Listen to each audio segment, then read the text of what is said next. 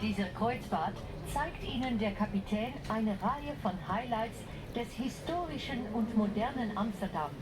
Unterwegs werde ich Ihnen ein wenig darüber erzählen. Wenn Sie Fragen haben, wenden Sie sich bitte an den Kapitän. Viel Spaß! Bienvenue à bord de notre Amsterdam Circle Line. Pendant notre navigation, le capitaine vous montrera les plus beaux coins d'Amsterdam et je vous raconterai les faits historiques et modernes sur la ville.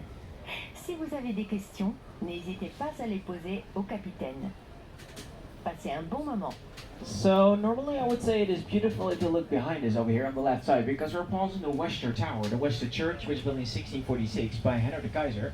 But if you look at the Wester Tower at the moment, it doesn't look that pretty at all, because the city is working really hard to save this church. Because they found out that 2 years ago this church started sinking 4 centimeters in just 2 months, and that is way too much, of course. But not only is church is sinking away, Amsterdam has a lot of problems with the foundations. A lot of bridges are at the point of collapsing. A lot of canal sites are falling apart, and a lot of houses start sinking too. And I think you notice that because a lot of houses are leading to one side. Also, a lot of canal sites, like the iron structure over here on the left side, is just for stabilization. Otherwise, there's a big chance that the wall could collapse into the canal in the near future. On the left here, we're going to pause the Pulitzer Hotel. The Pulitzer Hotel starts here from the yellow house to the black house at the end, and all the houses here are connected to each other to create one big hotel. And that's the Pulitzer Hotel. Het Pulitzer Hotel is gelegen tussen de huisnummers 315 en 331. In totaal zijn het 25 panden aan de Prinsengracht en hierachter gelegen Keizersgracht. De gevels zijn bij de verbouwing intact gelaten en achter de gevels zijn de panden verbonden tot één groot hotel. Voor de deur op de drijvende pontons in de gracht vindt jaarlijks het Prinsengrachtconcert plaats. Between the house numbers 315 and 331 sits the Pulitzer Hotel. In total, there are 25 buildings that reside in between the Prinsengracht and Keizersgracht canals. The facades of these buildings have been renovated and kept to their original design. Nowadays, hidden behind the ornate facades, resides one spacious hotel that merged together several homes. Das Pulitzer Hotel befindet sich zwischen den Hausnummern 315 und 331. Insgesamt befinden sich dahinter 25 Gebäude an der Prinzen- und Kaisersgracht. Die Fassaden wurden während der Renovierungsarbeiten intakt gelassen und hinter den Fassaden sind die Gebäude zu einem großen Hotel verbunden. So we're now sailing on the Prinsengracht, the Prince Canal, and this is the most outside canal from the 3 main canals that we have here in Amsterdam. The most inner one from those 3 main canals is the Gentleman's Canal, so the Herengracht. In the middle you got the Keizersgracht, the Emperor's Canal, and then you finally got this one, the Prinsengracht. And you can see the name signs around the corners of the street, Prinsengracht Center. And back in the days, the Prinsengracht was together with the Jordan area and the Bipe, and that's the whole district behind these row of houses, including the small canal. That was the cheapest part in Amsterdam to live. This was for the working class of people. And you can still see that if you compare the houses on the 3 main canals to each other, because back in the days, people have to pay a tax for the width of your house. So the wider your house was, the more tax to pay, so the wealthier you were. So if you see the house on the Gentleman's Canal, and you compare them with the house on the Prince Canal, these are a bit small and tiny. The house on Gentleman's Canal are sometimes more than 2, 3 or even 4 times as wide than in this part of the city. So as I said, these are a bit small.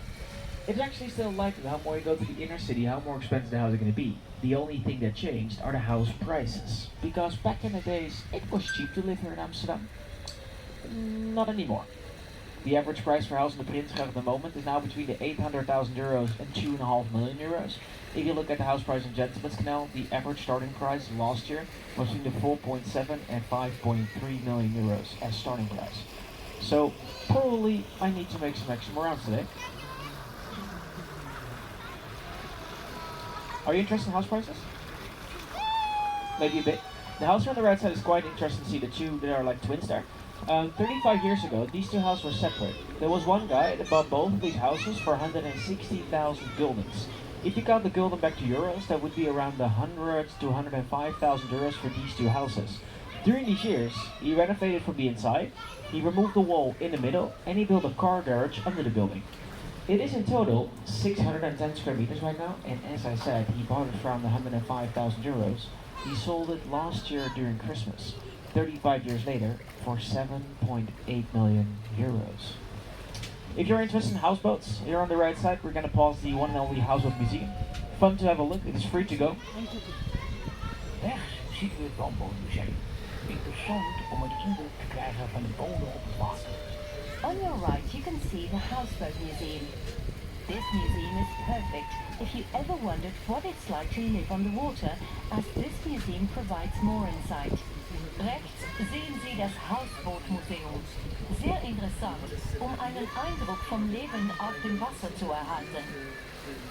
Onze stad heeft zo'n 2500 woonboten.